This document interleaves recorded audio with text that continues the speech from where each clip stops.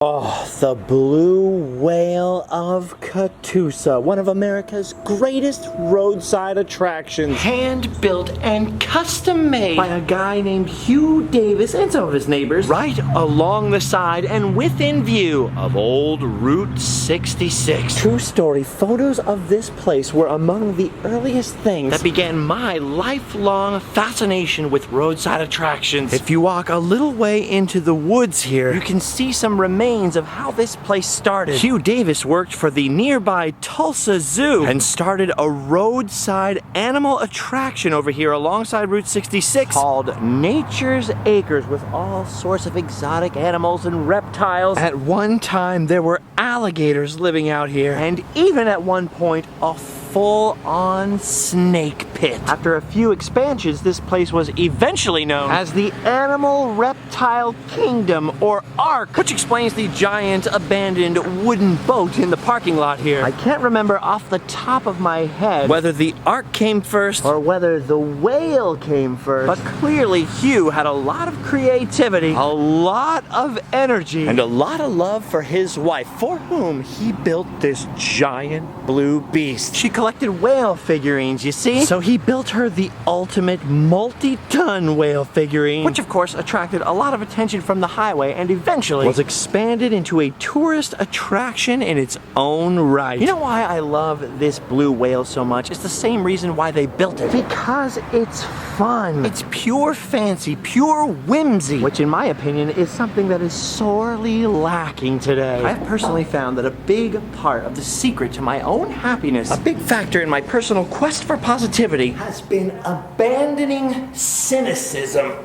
Learning to appreciate things for what they are, without irony, without snark, just appreciating the beautiful and fun side of life for its own sake. I think that's why in some ways the generations before our own were a little bit happier, had a little less anxiety, because they could stop here and see something like this without needing an excuse or irony or having to make a sarcastic remark to appreciate it. They just understood it's fun for the sake of fun. And I gotta tell you, ever since I abandoned snark for sincerity in my personal life, I have been a lot happier. And I think having fun for the sake of having fun is the perfect attitude for cruising Route 66. Oh, I love those old original cement portions of the highway. You can really see that red Oklahoma sand and gravel in there. Wow, I love how sometimes those little abandoned sections of road can lead you to some hidden gems. Wow, look at this old filling station. It's being slowly restored to its original vintage look. I can't wait to see what they put in there. The foil filling station. I just wish I could get some gas in there. I'm running kind of low. Now, speaking of Route 66 side roads, one of the best on the mother road is this, the Sidewalk Highway, or as it's more commonly locally known, the Ribbon Road. Westbound, there's a tiny little sign to pull off over here, and you can kind of see this from the main Route 66. But going eastbound, almost every traveler misses it. They definitely got to get a bigger sign or something, because this is one of the best parts of the whole route, and one of the very oldest paved sections of the highway, completed actually a couple of years before Route 66 officially took over. What makes this stretch of the old highway so special is that it's only 9 feet wide, which is why it's known as the Sidewalk Highway. And it wasn't just a little portion built this way. This road stretched on for miles and miles and miles. Dude, 9 feet is barely wide enough for a modern car. And this was most assuredly a 2-lane road. The most popular version of the history is that they had to complete a certain distance of paved road, but only had half the money. So they decided, well, why don't we just build the road half as wide and then we can cover the whole distance. Other historians say it was planned this way on purpose to save money because this really wasn't that important of a road, number one. Remember, this is right before it became Route 66, but also the cars were not as prevalent or as popular in the mid-1920s. Perhaps there were some people that thought it was just a passing fad, huh? Now, the Ribbon Road stopped being part of Route 66 in the 1930s, and most of it was swallowed up by much wider wider sections of pavement. Luckily for us, a few miles of the old sidewalk highways survive and are still very much drivable, if sometimes in a little bit of disrepair. It's still used as a rural farm road to this very day. All they did was simply add gravel to the sides to widen it. You know, for two-way traffic. Last time I was here, the entire road was covered up with fresh gravel. It was almost impossible to see the old pavement. So I'm really happy that this time it is mostly uncovered. This is so awesome, I can finally do the sidewalk highway dance. Whew, well, I guess we better stop walking along the sidewalk highway and start driving down the Ribbon Road to our next destination, Miami, Oklahoma. Yes, it's spelled like Miami, but don't pronounce it that way in front of the locals. They can become quite animated. Whoa, check out this old Marathon Oil Company gas station from 1929. Unfortunately, someone stole the vintage gas pumps put here during its restoration, but it looks like it's in pretty good shape. Miami's a pretty good sized town with a lot to see, but by far the most famous of them has to be this. The hamburger joint shaped like a cuckoo clock. See, check that out. See the little clock and the cuckoo hole up there? But wait a minute, where's the cuckoo bird? Oh, he's down here taking people's orders. This place has been open since 1966 and is the last survivor of a cuckoo burger chain, if you can believe that. Eugene Whalen bought the place in the 1970s and has been flipping the burgers here ever since. Unfortunately for me, they're not gluten-free burgers, which is too bad because it smells so good. But at least even I can get a soda. Wow, this place takes its role on Route 66 very seriously. And apparently the burgers too. There's a very cool vibe in here. Ooh, I spy some cuckoo clocks. Just get a straw here and settle in to enjoy a nice root beer. The only kind of beer I drink. You know, because of the gluten. Whoa, wait a minute. I can't believe I've never noticed this before. This place has got drive-thrus on both sides of the building. 2 drive-thrus? Now that is cuckoo. Oh man, I wish we were taking this 67 Fairlane instead of that 2019 Toyota RAV4. I mean, it's a great car, but someday it would be awesome to cruise Route 66 in a classic. And by the way, before we leave Miami, I'd just like to say I've heard of tipping cows, but this is ridiculous. Whoa, now that's what I call moving it on over. That is just crazy looking. Maybe he didn't tip over. Maybe he's just taking a nap. All right. We've just got one more Oklahoma stop to make, and it's a stop that underscores the importance of following these type of signs to the Route 66 little side roads, because they almost always lead to the best stuff. Like here in Commerce, Oklahoma, home to the only Dairy King that I know of. Located inside an old 1920s Marathon oil gas station that at one time did a thriving business in mineral samples, and now with considerable old school charm serves up sweet treats like Route 66 cookies. Of course, if I ate this thing, I'd get Route 66 because I can't have wheat. But anything to support the local Dairy King and its owners, who are super, super nice and just gave me quite an earful about their perhaps slightly more famous neighbor, the Conoco hole-in-the-wall filling station. You will see this place on about a zillion Route 66 postcards, calendars, even t-shirts, and for very good reason. This corner lot here was so narrow that rather than building a full gas station, they only built half, right up against the wall of this other building. Darn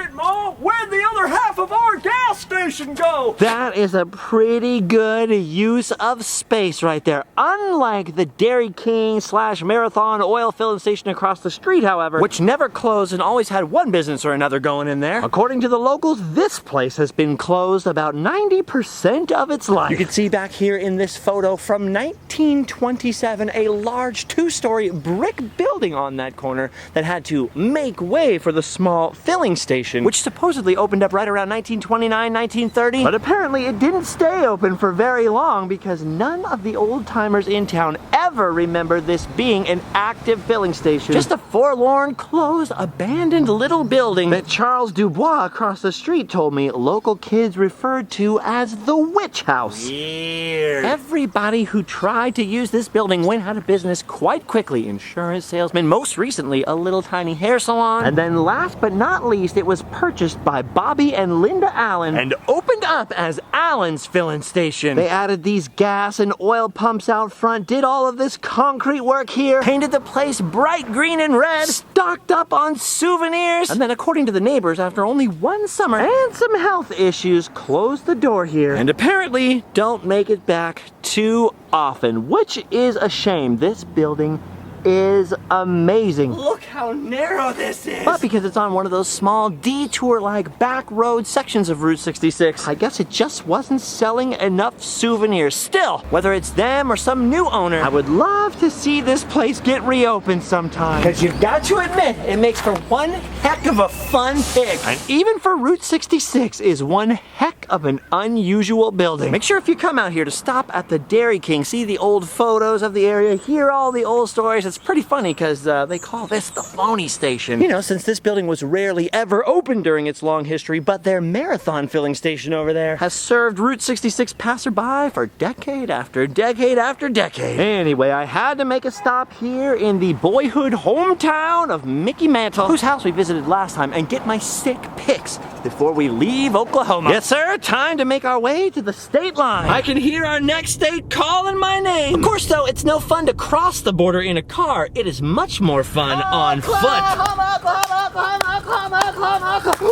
Kansas. Oh, yes, the Sunflower State. Before we enter, though, I shouldn't mention that we got here via a little detour through the former town of Picher, Oklahoma. Thanks to mining all kinds of heavy metals, this place was once home to thousands of people, but because of those same heavy metals, is now abandoned. The piles and piles of old mine tailings that could be seen from people's former front porches were making them sick, and so the town had to be abandoned. What few buildings there are standing now are mainly just shells. Ugh, chemically. Just about the only resident left is the old high school football mascot, thinking of the days when they used to be champs. Is it just me, or does he look sad? Anyway, let's move on to happier things, Kansas things, and get our butts back on Route 66. Our first stop is the normally quiet town of Baxter Springs. Guess they're doing some construction work today. I was hoping to get a drink from the Route 66 soda fountain this time, but go fish! Rats! Now, Baxter Springs is not just home to this creepy clown here. There's all kinds of cool architecture and nifty little shops around here. And perhaps best of all, right at the end of the business district, the lovingly restored 1930 Phillips 66 station that, when it's open, serves as the town's visitor center. If you come here when it's open, look for my name written inside. All right, we gotta make sure we keep taking those little side roads as we head north out of town, because the last thing you want to do is miss out on a drive or a walk over this Kansas's beautiful Rainbow Curve Bridge. Just one of the most god-dang beautiful places I have ever been. This bridge has served Route 66 travelers since the beginning for getting pretty close to 100 years. It's a must-do that should not be missed. Speaking of missed, we better get a move on and head over to the Route 66 town of Riverton, because last time I came through, I missed my chance to go inside the old Riverton store. A mistake that I am not only not going to repeat because this place is built in 1925 and is historic and amazing, but also, I was getting thirsty. It's warm out here. Gotta stay hydrated. All right, one final push. There are only 13 miles in total of Route 66 through Kansas, but there's a lot of stuff packed into them. Welcome everyone to Galena, Kansas. Our last Kansas town, but certainly not the least interesting. Here in the old days, Route 66 hung a left and went right down Main Street. See, there's a reason they call it the Main Street of America. You got to know a place much more thoroughly when you were forced to drive through the center of town. It's a whole lot different than flying by on an interstate. Don't get me wrong, I am very grateful for modern interstate travel. Gets you to where you're going much faster and much easier and a lot of times more safely. But it is kind of a shame that the era of the superhighway and suburbanization, let's face it, mostly killed off that small town Main Street culture, as evidenced by the lack of traffic here and all of the vacant lots where once there was a thriving downtown. Of course, I can't be the only one who feels that way, because after all, what I'm talking about was the theme of the movie Cars. You know, the first Cars movie. A movie with buildings and characters inspired by this very town. The old Smith and Muller building right here, now known as the Front Street Garage, directly inspired one of the buildings in Radiator Springs and of course later Cars Land at DCA. And according to the book The Art of the Movie Cars, the ghostwriting on the side of this building with its multiple layers directly inspired those Pixar artists. Hey, that would be amazing enough, but remember I said buildings and characters were inspired by this place. And that is because when Pixar came through here on their research trip for the movie Cars, this is the place where John Lasseter and company ran into a rusty old crane truck that directly inspired the character of Tow Mater. Or dadgum! Now officially known as Tow Tater for, copyright infringement purposes, the original Tow Mater truck is lonely no longer, because not only is he now located at this restored old filling station, but he has plenty of company as well. Tow Tater is now joined by his spiritual son Tow Mater, and of course this huge vintage fire engine where they greet all the visitors cruising down Route 66 every single day. I think it is awesome that they have capitalized on their Cars connection, because coming down the road and seeing all of this is a lot of fun. Coming here and getting to take fun pics with these guys was a big highlight of my last Route 66 trip. And I am so happy that not only are they still here, but it turns out the locals have added even more. Because check this out, in the distance behind the Maters, you can just make out the rump of something brand new. Look out, folks, there's a new sheriff in town. Literally. Yes, that is awesome. Greeting westbound visitors on old Route 66 just before you get to old Tow Tater. It's a brand new sheriff car up on a pole. Oh yeah, traveling back down Route 66, I often notice places that have closed since my last visit, which is kind of a bummer, but then seeing new things like this picks my spirits right back up. Wow, how cool is that? Hey, what are you doing down there? Sorry, sir, I didn't mean to. Good peek, city boy? Actually, yeah, kinda. Oh man, this is awesome, and it turns out it gets better, because it turns out the Kansas Historic Route 66 Association has created a little traveler's haven, complete with murals, plenty of shady seating, and most important of all, fun pick opportunities. Yes, perfect for Kansas. Look, it's a Dorothy fun pick, complete with Toto. And they've added another classic icon, popular with grandmas everywhere, Betty Boop. Man, everyone I know's grandma had some sort of Betty Boop figurine. They were very popular with grandmas, and I'm starting to think they were probably popular with the grandpas too. Fun pick! Good boy, Toto. What a fun one! And my legs have never looked better. Boop, boop, be-doo. Now, maybe this is snooping around more than we should, but I noticed that inside the building behind the fun picks is some kind of giant. And it doesn't look like a muffler man. It looks like something much more custom and much more minor-ish. I don't think we're supposed to be peeking in there. It's not my fault. They may have locked this door, but this one's kind of open a crack. I couldn't help but peek. Oh, hopefully one day he'll be added to the fun picks. For now, though, there's still a few more. There are state shields for every state Route 66 travels to, and this huge signpost with all kinds of crazy miles. Wow, I can't believe that my home is more than 1,500 miles away from here, especially since I feel so at home pretty much anywhere on Route 66. That is awesome. I love the way that they have adapted some old unsightly ruins into basically a makeshift roadside attraction. And it just goes to show you that maybe that Main Street of America culture hasn't been lost after all, especially when there are people like this willing to put time, effort, money, and of course old cars into places for travelers to stop just for the fun of it. This is the kind of stuff that makes the route so special. Some things sadly fade away, but other things spring up from seemingly nowhere. You just can't rub out that American spirit. All right, well, just a little ways to go. Just one more state line to cross before we call it a day. Oh man, I am so glad that I had a couple of days for Route 66 on this trip. I am really starting to think I might want to do the whole route again sometime soon. Maybe next summer. There's just so much to see and do and talk about, I can never fit it all in. Well, at least I keep having excuses to come back. And speaking of coming back, around this corner is another and our final for today state line, where we officially cross out of Kansas and into Missouri right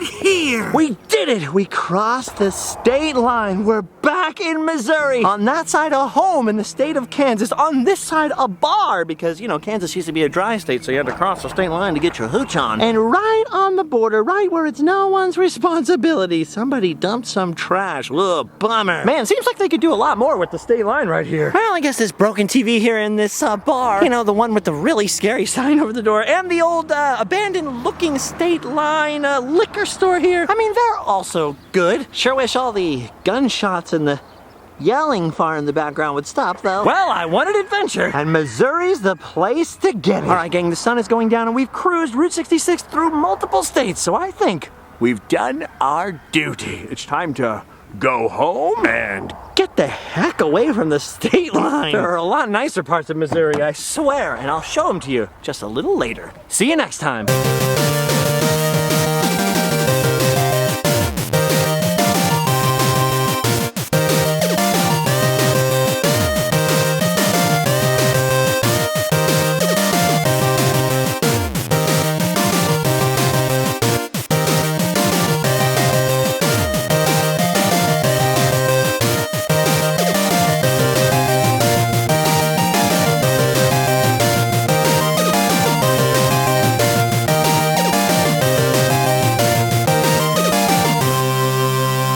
I see a snake. I saw a snake. The snake of 66. A Route 66 serpent. Good boy. Fun. Wow. Ow. Dude, I gotta get in on this fun pick. Oh, yeah. This is nice. Whoever did this was a great artist. Fun pick. Good boy, Toto. Oh, wait. Good boy, Toto. What a fun one. Wow. Boop, boopy doop. Ow! I had the strangest dream, Toto, and you were there, and you were there, and you, and Auntie M, and the Scarecrow, and Johnny Depp, and Arthur Conan Doyle, and Mark Twain, and that guy from that show, what's it called on HBO? The one after Game of Thrones with the thing, he was there, and you. And let's see, there were bricks. My head is stuck. Ah!